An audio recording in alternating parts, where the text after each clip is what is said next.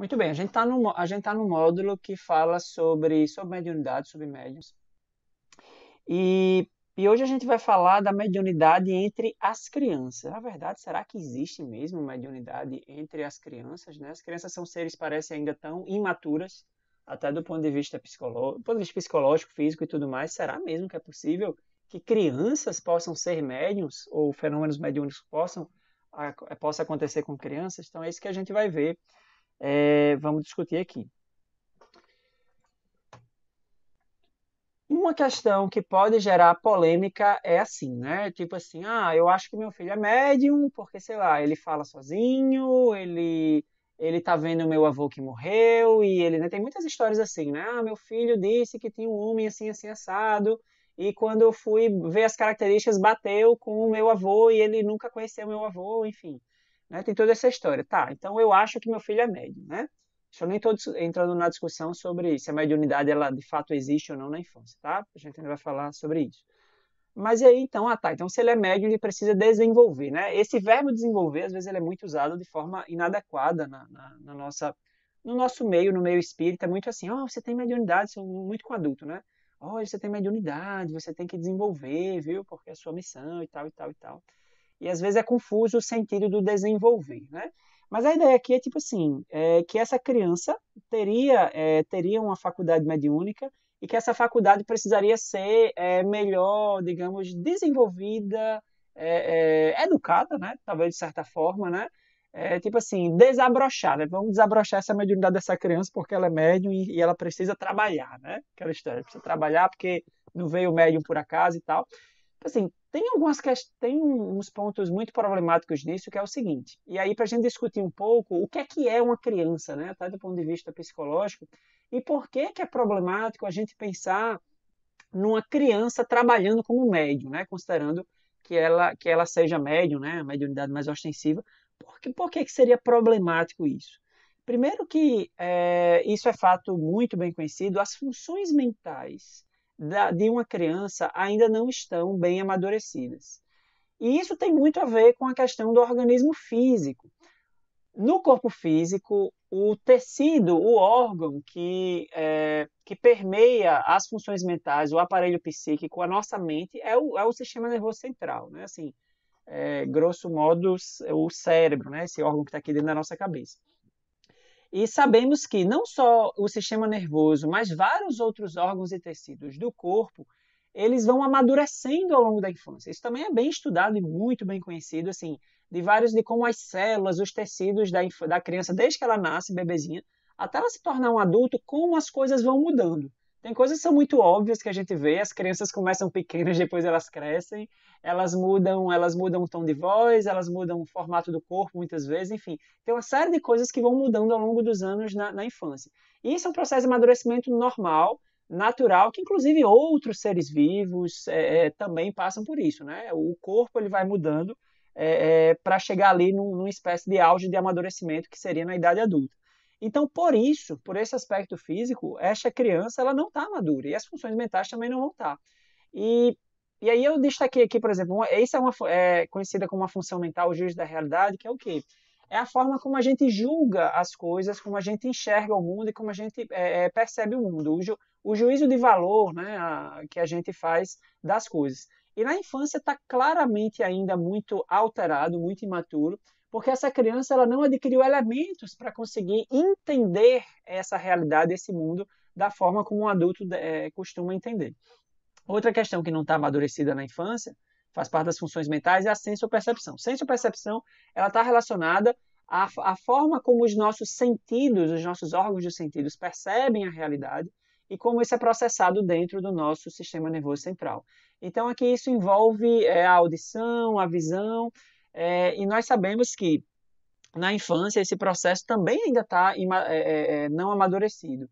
Crianças, por exemplo, elas são muito mais propensas a terem ilusões sensoriais, por exemplo, escutarem coisas que não existem, né, na realidade da matéria, até inclusive de visualizarem coisas. E aí tem a história do amigo imaginário, que até às vezes um ponto de polêmica, a criança está ali brincando sozinha, conversando com um amigo imaginário. O que é isso? Isso é um espírito, né? Ou isso é uma questão mental. Pode ser uma coisa, pode ser outra.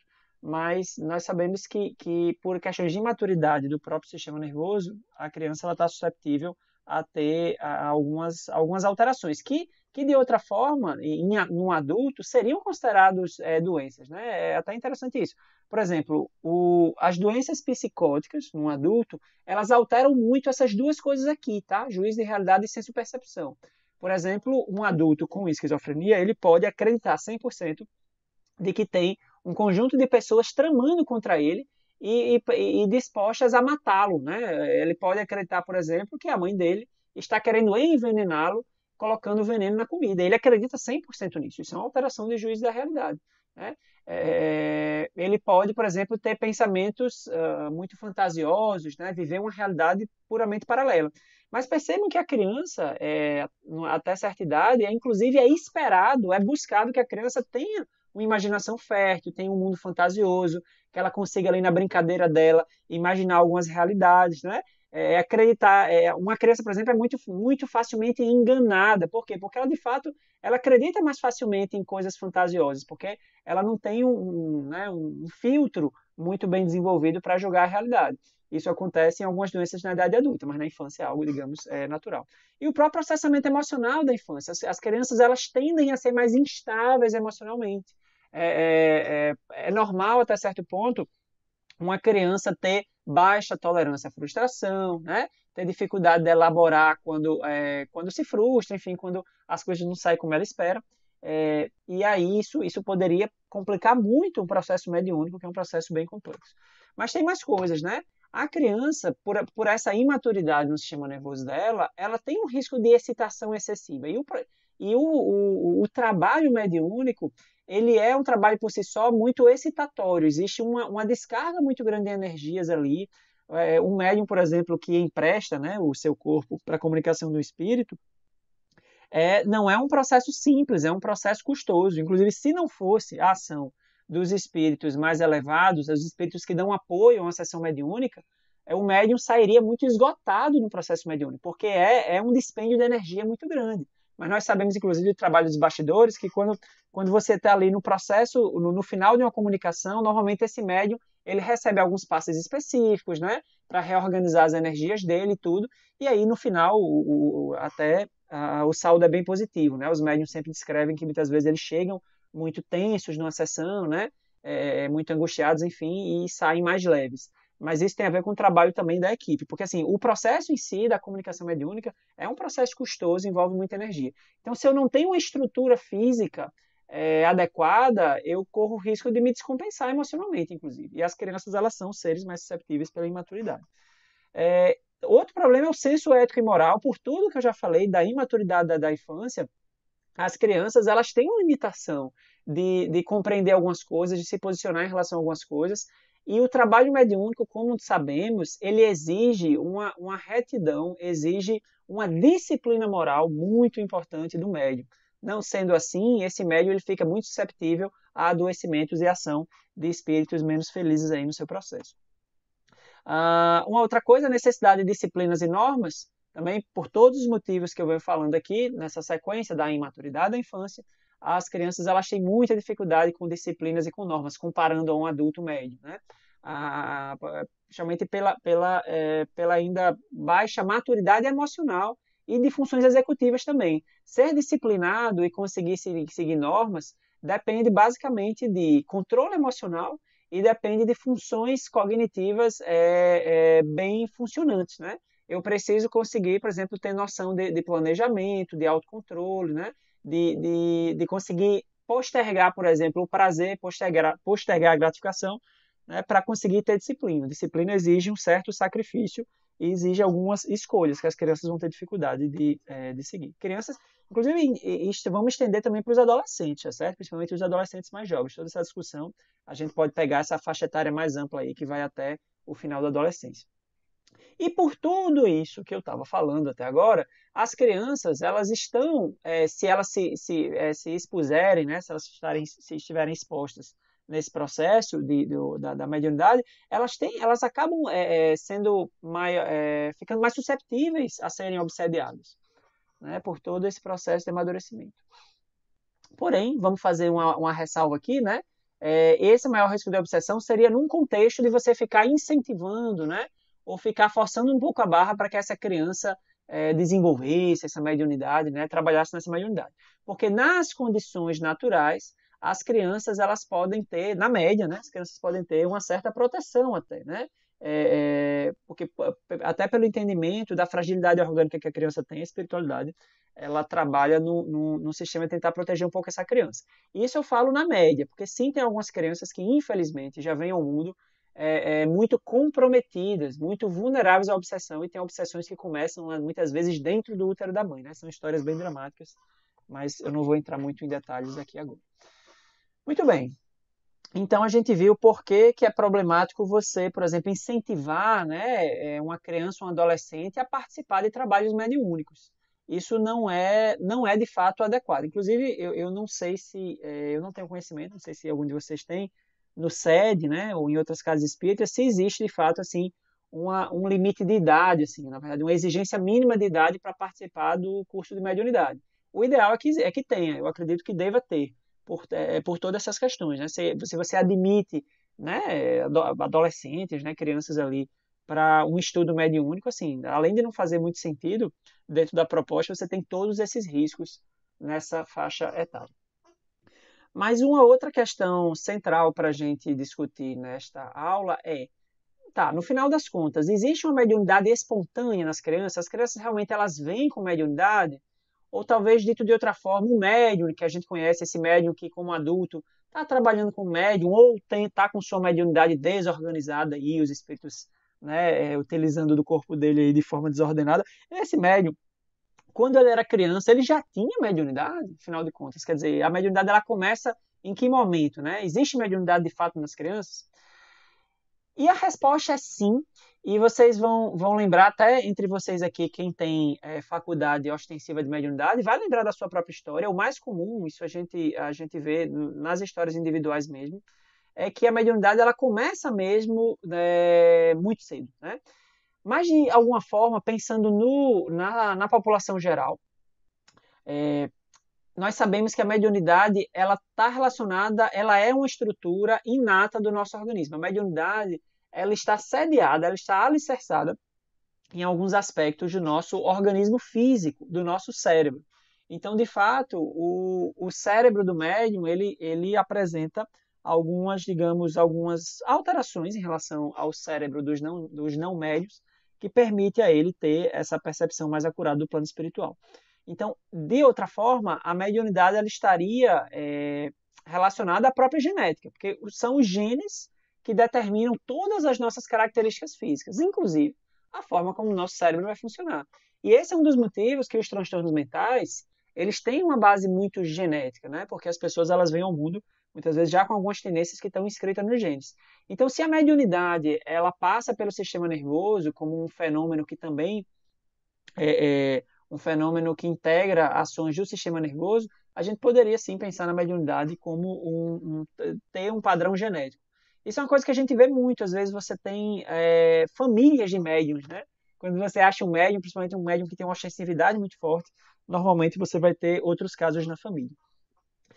E pensando nisso, assim, uma coisa que a gente vê na prática é que nos primeiros anos de vida, a mediunidade ela acaba sendo algo até natural. E eu não estou falando das crianças que na idade adulta serão médiums, né? Tipo, o Chico Xavier, na história dele até mostra, né, que ele já de criança ele tinha uma faculdade bastante ampla de ver, de ouvir. Mas não estou falando só dos médiuns ostensivos. Na verdade, de forma geral, todas as crianças, digamos assim, elas têm nos primeiros anos de vida uma certa facilidade desse contato com o plano espiritual. E o que costuma acontecer você tem uma sensibilidade mediúnica maior, isso é que eu estou falando para todas as crianças, tá? Não é só para aquelas que são médiums. Elas têm uma naturalidade maior nos primeiros anos de vida, assim, tem uma mediunidade ali nos primeiros anos de vida. Essa mediunidade ela tende a diminuir ou sumir caminhando para o final da infância, e aí pode retornar na adolescência. E esse pode é o que divide, né, aqueles médiuns que serão ostensivos daquelas pessoas que serão, entre aspas, normais, né? O médium básico, né? Naquela ideia que todos nós somos médiums, né? Médios pelo menos de intuição, mas eu estou falando aqui daquela mediunidade ostensiva, de você ver, de ouvir, de psicografar. Então, é aqui que se diferencia. Então, de forma geral, a gente pode entender assim, todas as crianças elas vão ter ali uma certa sensibilidade mediúnica nos primeiros anos de vida. Isso vai caminhar, na maioria dos casos, para diminuir e sumir no final da infância. E na adolescência, aqueles que não serão médios, eles seguirão, né, sem essa faculdade, sem esses fenômenos, mas aqueles que se tornarão médios, muitos deles, na adolescência, que é o que é assim, o boom, né, da mediunidade, e que muitas vezes vem de forma bastante perturbada, né? Alguns de vocês aí podem até lembrar da própria história. Então acontece esse fenômeno. E daqui, essa coisa dos primeiros anos de vida é o que justifica muitas vezes essas histórias que a gente escuta, né? Ah, né, ele viu meu pai que já morreu, né? Ele estava conversando sozinho, não sei o quê. Aí fica aquela discussão, né? Amigo imaginário, não é? Mas a gente vê muito isso aqui. E tem uma explicação técnica para isso, né? O fato é que, nos primeiros anos de vida, a força que une, digamos assim, a cola que une o espírito ao corpo, ou melhor, o perispírito ao corpo físico, ela ainda, digamos assim, é uma cola que ainda está secando, né? Pensa quando você cola um negócio, você tem que ter aquele tempo ali para secar, para o negócio ficar bem colado. É mais ou menos assim, a gente reencarna, e aí nos primeiros anos essa cola ainda está secando. E aí, como existe, digamos assim, não existe uma ligação tão forte com do espírito com esse corpo, você tem um acesso mais fácil ao plano espiritual, né? É assim que funciona. Já quando você vai caminhando com mais anos, né, chegando na adolescência, essa cola ela fica mais forte, né? E aí quem não vai ter mediunidade ostensiva, esse negócio aí desaparece. Mas pensando que sim, né, a gente respondeu que as crianças elas têm mediunidade espontânea, inclusive de forma geral, toda criança ela é um pequeno médium ali nos primeiros anos de vida, a gente pode pensar dessa forma. E algumas vão, né, desenvolver uma mediunidade mais ostensiva, mas a questão é, qual seria o propósito das crianças terem essa mediunidade espontânea, seja lá nos primeiros anos de vida, ou seja depois, né? Qual seria, por quê, né, ou melhor, para que essas crianças elas têm isso aí? Tem alguns pontos que a gente pode pensar. Primeiro que muitas vezes é um canal de comunicação com familiares encarnados. E quando eu digo isso, não é no sentido mais formal, tipo assim, não, aqui vamos lá, essa criança vamos colocar essa criança aqui na mesa, ela vai psicografar a carta do meu pai que morreu, porque eu preciso falar com meu pai. Não, né? Mas muito assim, às vezes, esse contato dos parentes com a criança, ele segue um propósito, às vezes, de orientação, né? De você fazer aquele vínculo, enfim. Tem uma série de motivos, né, disso aqui.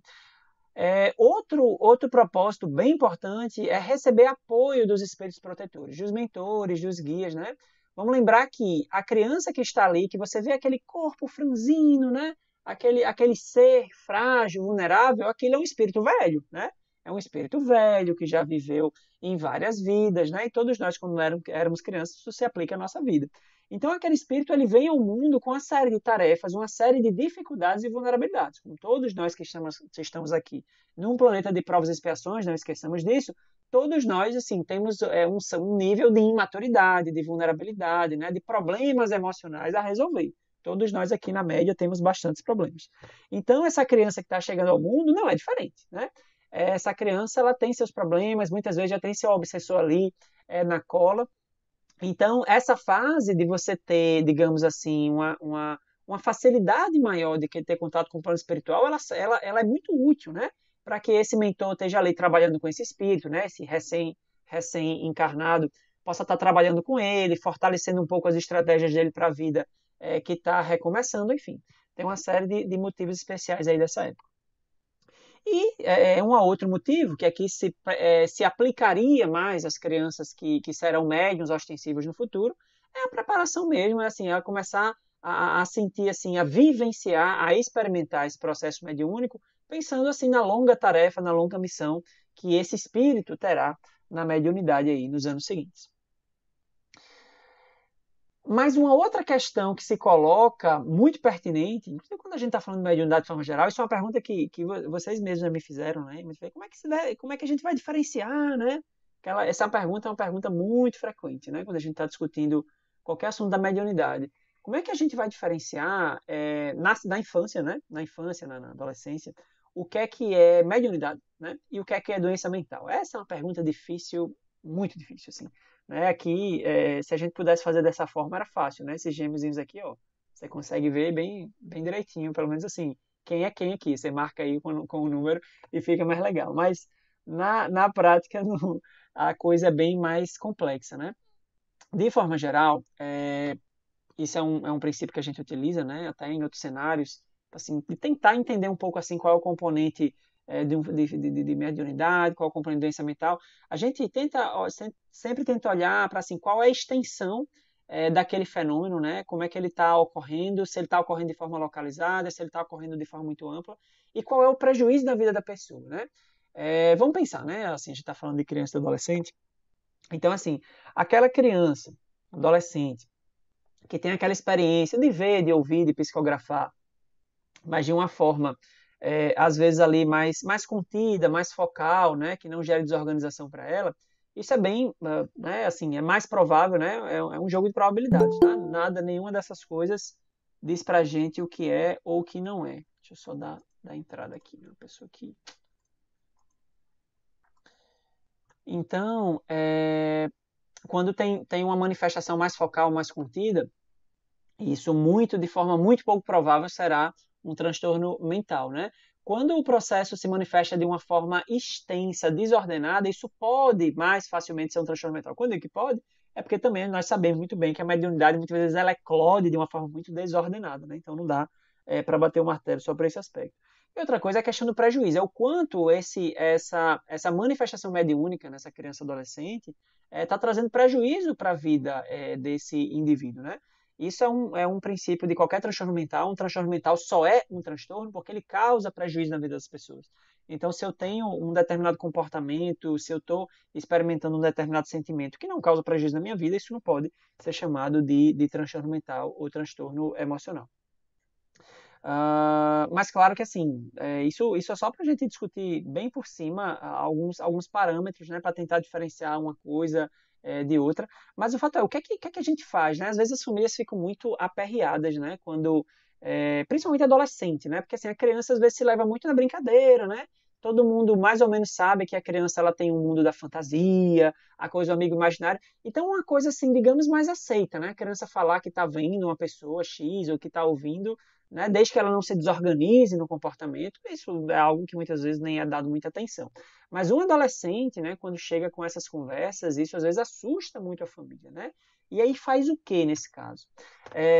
Se você consegue concluir, né, ou se você tem mais indícios de que é algo não patológico, você precisa ter tranquilidade e compreensão.